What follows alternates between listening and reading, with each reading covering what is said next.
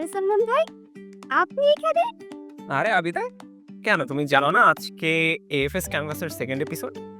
ও আচ্ছা। ভাই, ফার্স্ট এপিসোডটা কিন্তু দারুণ হয়েছে আর নতুন নতুন অনেক জিনিস কিন্তু শিখতে পেরেছিলাম।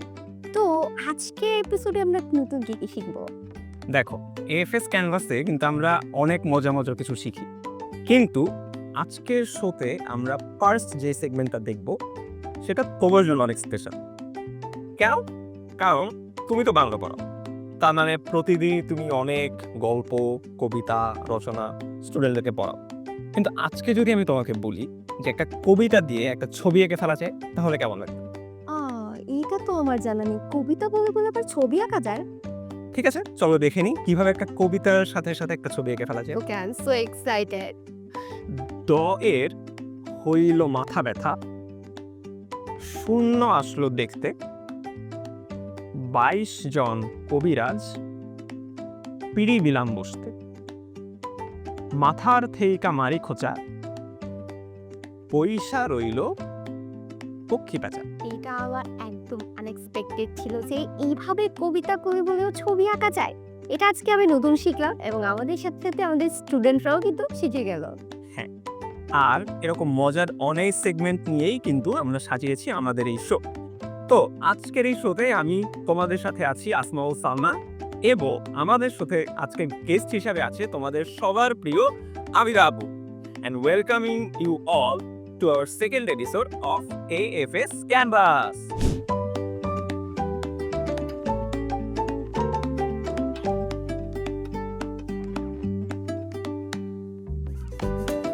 আমি জানি তোমরা সবাই অনেক বেশি এক্সাইটেড জানার জন্য যে আজকের শোতে কি কি হতে যাচ্ছে। তো চলো খুব দ্রুত জেনে নিই আজকে আমরা কি কি করছি। নাম্বার 1, আমরা আজকে একটা ম্যাজিক্যাল হাউস পেইন্ট করব। সেকেন্ড সেগমেন্টে আমরা একটা সুন্দর টাইপোগ্রাফি পোস্টার ড্র করব। থার্ড সেগমেন্টে আমরা দেখব কিভাবে খুব সহজেই ইমোজি ড্র করে ফেলা যায়। সালমান ভাই, আপনি তো আর্কিটেকচারে পড়াশোনা করেছেন, তো বড় বড় বাড়ি কিভাবে বানায় এগুলো ডিজাইন কিন্তু আপনিই করে থাকেন, তাই না? তো আজ থেকে আমরা এরকম কোনো জিনিস শিখবো যে বাড়ি কিভাবে বানায় এই টাইপ কিছু? আমার আর্কিটেকচারের লাইফে আমি বাসা বাড়ির প্ল্যান ড্র করতে করতে সেই বাসার স্ট্রাকচার, ম্যাটেরিয়াল সব কিছু নিয়ে দেখতে দেখতে আমি এত বোর হয়ে গেছি, কখনো আসলে নিজের মাথার ইমাজিনেশন থেকে যে একটা বাসা বানাবো সেটা কখনোই হয়ে ওঠে না। তো আজকে এএফএস ক্যানভাসে এই শোতে আমি আমার ইমাজিনেশন থেকে একটা ম্যাজিক্যাল হাউস বানাবো, যেটা বাস্তবে হয়তো বা হবে না, কিন্তু কোথাও না কোথাও আমাদের ইমাজিনেশনের মধ্যে সেই বাসাটা আমরা আজকে ড্র করব। তো আশা করছি এই সেগমেন্টটা তোমরা সবাই অনেক বেশি এনজয় করবে। ম্যাজিক্যাল হাউস, ভাই এটা কি আদৌ আমি শিখতে পারবো? এটা কি কঠিন কিছু নাকি একটু সহজ? এটা একদমই কঠিন কিছু না, কারণ আমি যেহেতু তোমাকে শেখাচ্ছি, আচ্ছা, তো তোমাকে এখন আমি স্টেপ বাই স্টেপ শিখাবো। অ্যান্ড আবিদার সাথে সাথে তোমরা যারা আমাদের স্টুডেন্ট আছো, তোমরাও শিখে নিবে কিভাবে একটা ম্যাজিক্যাল হাউস ড্র করবে।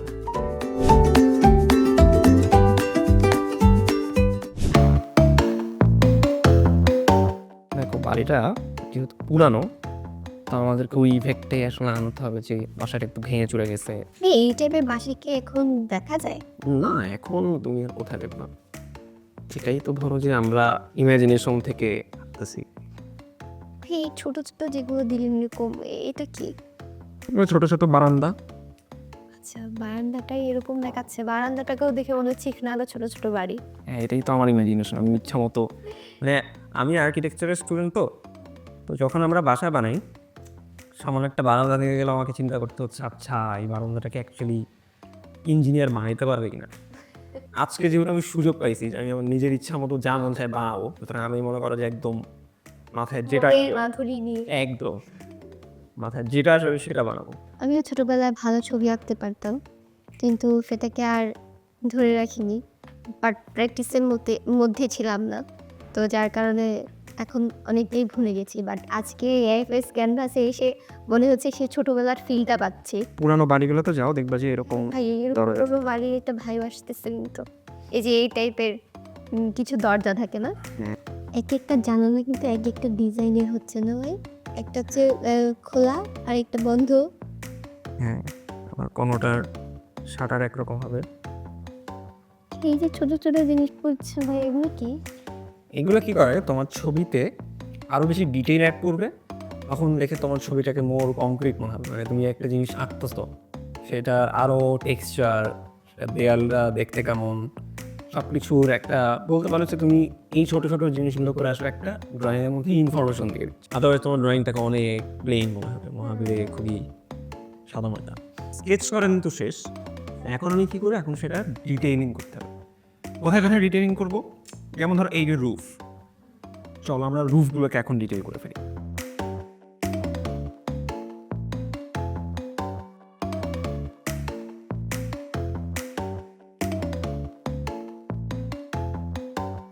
ভাই আপনি যদি চান আমি কিন্তু এগুলো করে আপনাকে হেল্প করতে পারি। তুমি করো তাহলে। সবটা না, অল্প একটু করতে পারি। এটা কি উপর থেকে দেওয়া শুরু করবো? এখন এখান থেকে দাও। ওকে, আমি ভালো পারি না, বাট আমি ট্রাই করছি একটু একটু করার। যদিও তো একটু ভালো কাশাটা দেখতে যে আমরা ছোটবেলায় রূপকথা পড়তাম না, রূপকথা হচ্ছে যে একটা ডাইনি বই থাকতো, সে হচ্ছে এই বাসায় থাকে। ট্যাঙের মুভি, ওই যে লম্বা চুলের নিয়ে যে বাড়িটা, এটার মধ্যেই কিন্তু লাগছে কিছুটা, তাই না?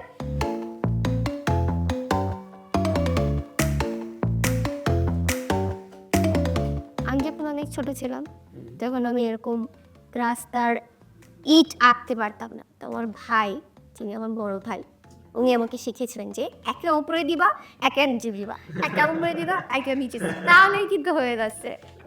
এবং সেটাই আমি অ্যাপ্লাই করেছি এখানে। আশা করছি কই কাপড়ের মধ্যে এত সুন্দর হয়নি। এবং ফাঁকা থাকার চাইতে এখন আমার স্টেজের মধ্যে কত ডেপথ চলে আসছে। এখন আরেকটা লেভেলের ডেপথে যাবো, যেটা হচ্ছে ড্রয়িংয়ের শ্যাডো অ্যাড করে। কারণ দেখো এখান থেকে যদি আলো পড়ে, তার মানে এই জায়গাগুলোতে অন্ধকার হবে, আমি অন্ধকার জায়গাগুলো মার্ক করে দিতে পারি।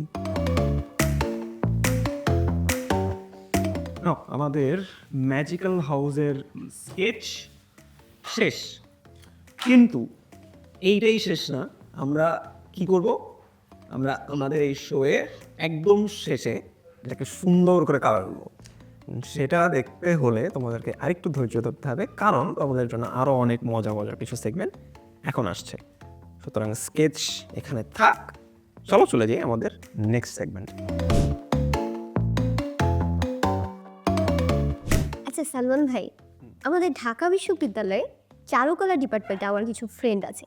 তো ওদেরকে আমি মাঝে মাঝে দেখি যে ওদের কিছু হোমওয়ার্ক দেওয়া হয়, যেমন ওরা একটা ওয়ার্ড চুজ করে এবং সেটাকে খুব সুন্দর করে আঁকে। যেমন ধরেন হালখাতা, তারপরে হচ্ছে আপনার দেখা যায় শুভ বিবাহ। তো এই টাইপের জিনিসগুলো আপনারা আসলে কি বলে থাকেন? আচ্ছা দেখো আবিদা, এই যে প্র্যাকটিস যেটার কথা তুমি বললা, বাংলাদেশে এই জিনিসটার চলন অনেক পুরানো। হ্যাঁ, একটা যে কোনো অনুষ্ঠান বা যে কোনো স্পেশাল কিছু সুন্দর করে পেইন্ট করে একটা আর্ট ওয়ার্কে রূপান্তরিত করার যে চলনটা, এটা আমাদের কালচারের সাথে অনেক ডিপলি কানেক্টেড। তো এই জিনিসটাকে আমরা বলে থাকি টাইপোগ্রাফি। আবার ধরো লেটারিং দিয়ে অন্য ধরনের একটা আর্ট থাকে, যেটাকে আমরা ক্যালিগ্রাফি বলে থাকি, হ্যাঁ, বা পোস্টারাইজেশন বলে থাকি। অনেক ধরনের সেগমেন্ট আছে। তো এই জিনিসটার আসলে উদ্ভাবন এভাবেই হয়েছে যে কিছু ওয়ার্ডস বা কিছু লেটার, কিছু অক্ষর, কিছু শব্দ তোমার কাছে অনেক বেশি কিছু মিন করে বা সেটা অনেক বেশি সিগনিফিকেন্ট। তো সেই জিনিসটাকে আমরা কি করি, আমাদের নিজের ইচ্ছা মতো রং দিয়ে সুন্দর মতো প্রেজেন্ট করি। তো আজকে আমাদের দ্বিতীয় সেগমেন্টে আমরা এই টাইপোগ্রাফি নিয়ে একটা আর্ট ওয়ার্ক করব। কিন্তু এখন আবিদা বলো, আমাদের স্টুডেন্ট এবং তুমি, আমাদের তোমার কি মনে হয় যে কোন জিনিসটা আসলে আমাদের আজকে টাইপোগ্রাফির সাবজেক্ট হওয়া উচিত? এই মুহূর্তে আমাদের সবার কাছে অনেক বেশি পপুলার হচ্ছে আমাদের এসিএস ফিউচার স্কুল। তাই চলেন আমরা এসিএস ফিউচার স্কুলটা নিয়েই একটা কাজ শুরু করে দিই। আবিদা একদম ঠিক ধরেছে, আমিও চাচ্ছিলাম এটাই করতে। কেননা তোমরা, আমি, আবিদা, আমাদের সবার কমন প্ল্যাটফর্ম হচ্ছে আমাদের সবার প্রিয় এসিএস ফিউচার স্কুল। তো আজকে আমরা আমাদের এএফএস ক্যানভাসের এই এপিসোডে আমরা এসিএস ফিউচার স্কুলকে নিয়ে একটা টাইপোগ্রাফি পোস্টার করব। ওয়াও, তো আশা করি সবাই এনজয় করবা, পুরোটা দেখতে থাকো।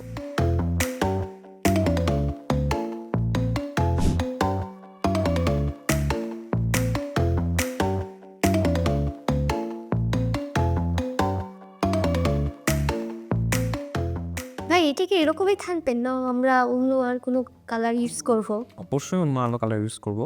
এটা তো খুবই প্লেন মনে হচ্ছে। ইয়েস, আমরা যখন ওই যেটা তোমাকে বললাম যখন ডিটেইলিং করব আচ্ছা, তখন দেখবা যে আসলে কীভাবে জিনিসটার লুক চেঞ্জ হয়ে যায়। সেটার জন্য অধীর আগ্রহে অপেক্ষা করছি। এখন আমরা চলে যাব পরের স্টেজ, যেখানে আমরা ইউজ করব মার্কার্স। এই মার্কার দিয়ে আমরা কী করবো? মার্কার দিয়ে আমরা ফাইন ডিটেল করবো, জিনিসটাকে 3D একটা লুক দিব। দেখো এটা তো দেখে মনে হচ্ছে একদম পিওর 2D একটা জিনিস, তাই না? বাট জিনিসটাকে আরও কীভাবে ফাইন ডিটেল করা যায় সেটা হচ্ছে আমরা আরেকটা কালার ইউজ করে সেটাকে একটু 3D করবো, মানে থিকনেস অ্যাড করবো, ঠিক আছে? তো আসো স্টার্ট করি। ইয়েলোর মধ্যে এই কালারটা কিন্তু ভাই খুব সুন্দর ফুটতেছে, তাই না? যেমনই চুজ করা কমপ্লিমেন্টারি কালার এর মতো আর কি কাজ করবে জিনিসটা।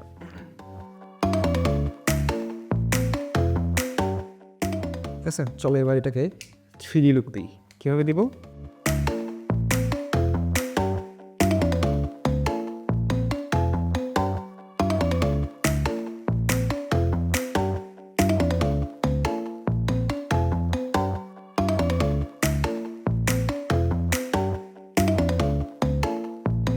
এখন এটাকে ফিল করে দেবো।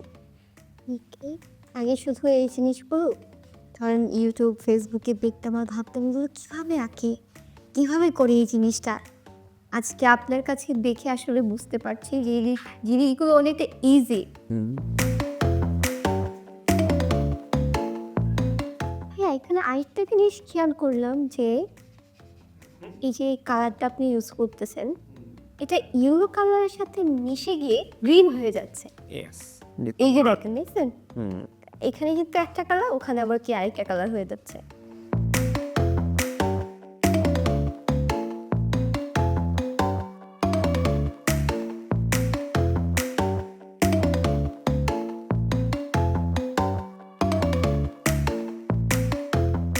চেষ্টা করতে পারি, যারা আপনার মধ্যে তো ভালো পারবো না। করে চলো।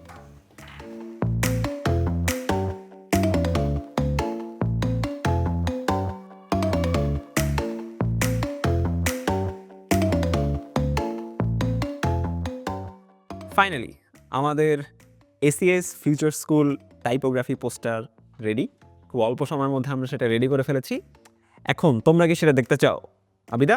অবশ্যই, আমি তো না দেখিয়ে আজকে যাচ্ছি না এখান থেকে। Okay, coming right up our ACS future school typography poster. দেখাও।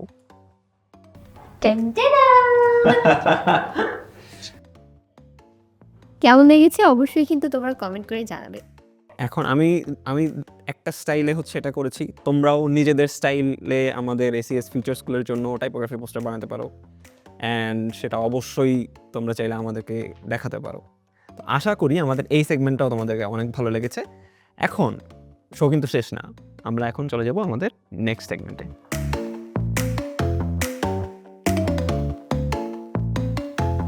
ভাই রং ধরতে গিয়ে তো হাতে লেগে গেছে, কি করবো, এগুলো উঠতেছে না। আচ্ছা, হাতে যদি এইভাবে রং লেগে যায় তোমরা সেই হাতে লেগে থাকা রংগুলোকে ব্যবহার করেও সুন্দর কিছু আর্ট ওয়ার্ক করে ফেলতে পারো। যেমন আবিদা, তোমার রংগুলো হচ্ছে তুমি এখানে পেস্ট করো, দেখো কি করা যায় এখানে। ওকে,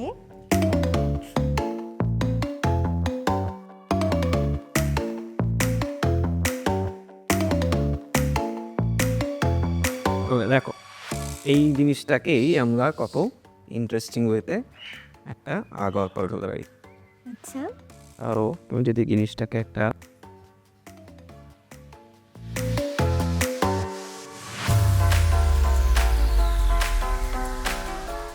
ওয়াও, এটা তো মনে হচ্ছে সে খুবই রাগান্বিত আমাদের উপর। হ্যাঁ, খুবই নাইস একটা ইমোজি টাইপ আর্ট ওয়ার্ক আমরা করে ফেলেছি। আরেকটা দাও। তোমরাও কিন্তু এরকম ছোট ছোট ইমোজি ড্র করে আমাদেরকে দেখাতে পারো যে তুমি কি ধরনের এক্সপ্রেশন তোমার ইমোজিতে দিচ্ছ। দেখি তো ভাই, এটা দিয়ে আপনি কি বানাতে পারেন?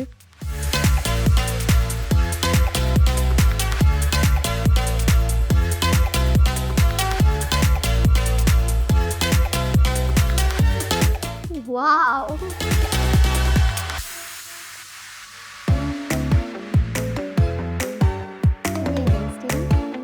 এই ইমোজিটা খুবই দ্রুত এঁকে ফেললাম। এই ইমোজিটা হচ্ছে একজন শুয়ে আরামে ঘুমিয়ে যাচ্ছে, যেটা হচ্ছে তোমাদের আবিদা আপু। আমাদের এই শ্যুট করতে করতে হেঁটে তোমাদের আবিদা আপু ঘুম এসে পড়েছে। তো তোমাদের আবিদা আপুকে আমরা এখনই বিদায় দিচ্ছি, কিন্তু তোমরা কিন্তু থাকবা, কারণ আমাদের শো এর মেইন অ্যাট্রাকশন যেটা হচ্ছে আমাদের ওই যে শুরুতে করা স্কেচ, সেটাতে কালার করা এখনও বাকি। সো কালার করার পরে সেই জিনিসটা কেমন লাগছে সেটা দেখার জন্য এখনও ওয়েট করতে হবে। সো আবিদা আপুকে এখানেই বাই বলে দাও এবং ওয়েট করো ফর দ্য মেইন সারপ্রাইজ।